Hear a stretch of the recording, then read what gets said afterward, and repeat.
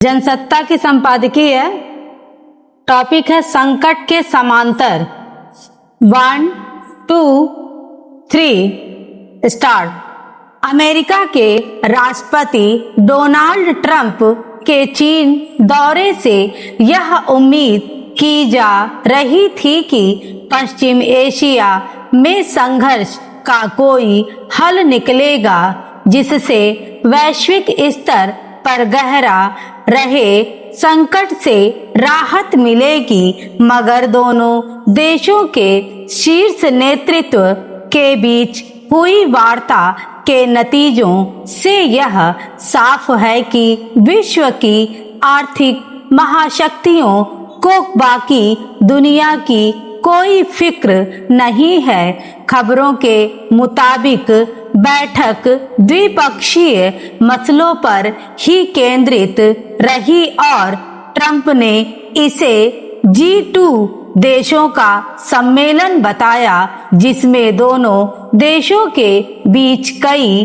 व्यापारिक समझौते हुए। सवाल है कि खुद को दुनिया के सबसे ताकतवर बताने वाले देशों की क्या वैश्विक समुदाय के प्रति कोई जिम्मेदारी नहीं है? क्या उनकी यह ताकत सिर्फ निहित स्वार्थों तक ही सीमित है? पिछले कुछ वर्षों से विश्व के आर्थिक हितों को देखने के अमेरिका के नजरिए में बदलाव साफ नजर आ रहा है। अब यह साझा उदार मूल्यों पर नहीं बल्कि महाशक्तियों के प्रभाव क्षेत्रों पर केंद्रित होता दिख रहा है। ऐसे में सवाल यह नहीं है कि अमेरिका और चीन परस्पर सहयोग कर सकते हैं या नहीं, बल्कि यह है कि उनके बीच तालमेल संभव हो सका तो वह किस तरह की वैश्विक व्यवस्था तैयार करेगा। दो देशों का समूह यानी G2 शब्द वर्ष 2005 में अमेरिका के एक प्रमुख अर्थशास्त्री ने गढ़ा था। उनका विचार था कि दुनिया की दो सबसे बड़ी अर्थव्यवस्थाओं अमेरिका और चीन के बीच मजबूत साझेदारी होनी चाहिए। इस विचार का उद्देश्य प्रमुख अर्थव्यवस्थाओं के समूह G20 को और मजबूत करना था।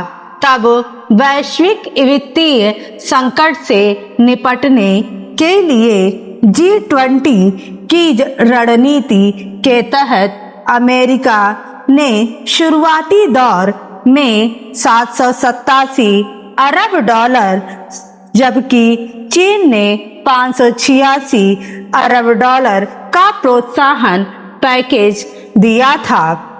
इससे दुनिया को बड़े आर्थिक संकट से बचाने में मदद मिली, मगर पश्चिम एशिया में संघर्ष से उपजे वैश्विक संकट के बीच हाल में अमेरिका के राष्ट्रपति डोनाल्ड ट्रंप और चीन के राष्ट्रपति शी जिनपिंग के बीच हुई वार्ता में वैश्विक चिंताओं के बजाय परस्पर हितों की एक नई तस्वीर उभर कर सामने आई है।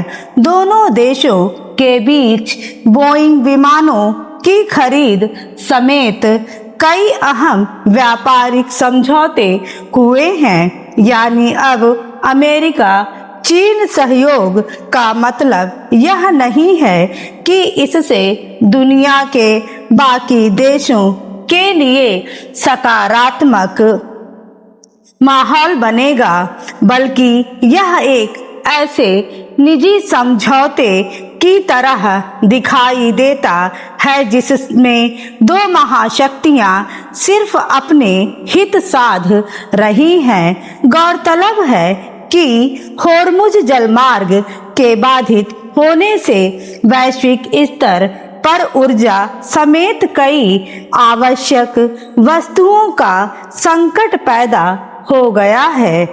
अमेरिका और ईरान के अड़ियल रवैये की वजह से शांति वार्ता आगे नहीं बढ़ पा रही है, जिसका असर तमाम देशों की अर्थव्यवस्था पर पड़ रहा है। स्टॉप।